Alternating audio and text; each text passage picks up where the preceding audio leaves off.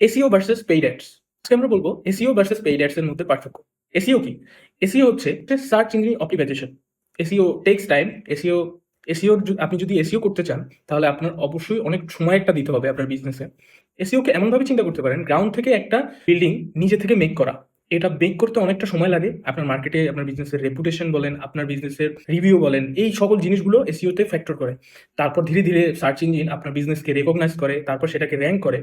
আপনি যদি একবার এসইও করে ফেলেন, সাকসেসফুল হন, আপনার বিজনেসটা গুগল বা আদার সার্চ ইঞ্জিন থেকে রেগুলারলি ট্রাফিক দিতে থাকবে এবং এটা আপনার বিজনেসকে একটা লং টার্মে হেল্প করবে, যেটার জন্য অনেক লং টার্ম স্ট্র্যাটেজি আপনার দরকার। পাশাপাশি পেইড অ্যাডস কি?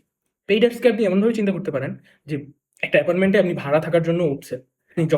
আপনি যতদিন ভাড়া দিতে থাকবেন ততদিন সেখানে থাকতে পারবেন। যখন ভাড়া দেওয়া অফ সেখান থেকে আপনি চলে যাবেন।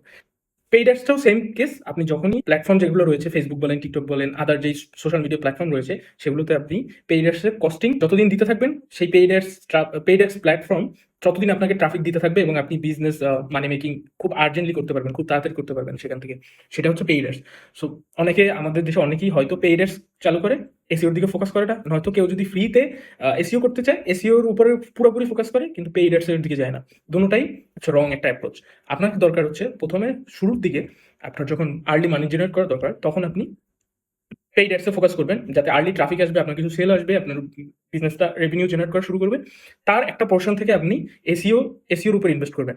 আপনার পাশাপাশি আপনি রেন্টেও আছেন, পাশাপাশি আপনি নিজের বিজনেস, নিজের অ্যাসেট, নিজের সবকিছু বিল্ড করার জন্য long term strategy, short term and long term দুটোর মিশ্রণে আপনি একটা ওয়েল এস্টাবলিশ বিজনেস বিল্ড করতে পারবেন এই ডিজিটাল এরিয়াতে।